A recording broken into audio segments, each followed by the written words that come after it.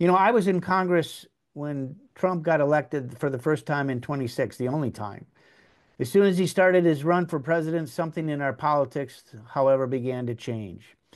There have always been fierce disagreements between lawmakers, let's face it, but there have always been impassioned fights about policy.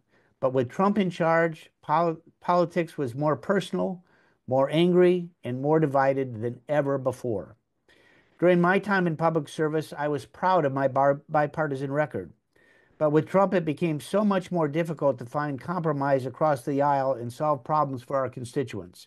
Our work should be based on civility and good government, not the nasty attacks and hateful rhetoric that Trump represents. This new era for our politics became violently clear on January 6th. I was there in the Capitol when rioters, encouraged by former President Trump, stormed the building, tried to overturn the results of a free and fair election. I spent time with Capitol police officers, one from my district, who stepped up to make sure that we were safe. I saw this tragedy with my own eyes, and I truly believe that it will go down as one of the darkest moments in the history of our nation. Trump has said that his actions on that day, jeopardizing the peaceful transfer of power, were totally appropriate. His words, totally appropriate. And he's been sowing doubt for months about the integrity of this upcoming election. If he loses, he'll spread another big lie, and that could spark even more political violence. True leaders take responsibility. They tell the truth. They put their duty before personal greed and ambition.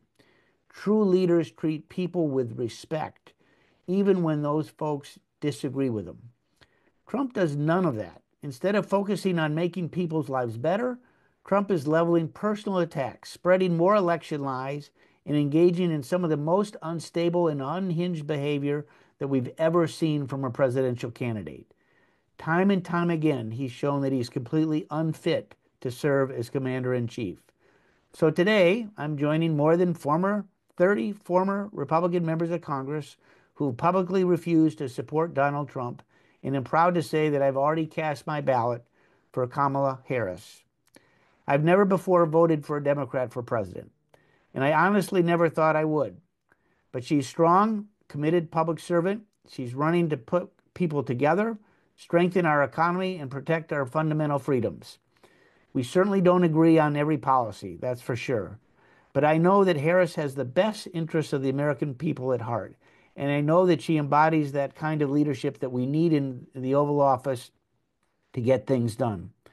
It's often said that the only thing necessary for the triumph of evil is for good men to do nothing. In this race, in this defining moment for our democracy, it's simply not an option to do nothing.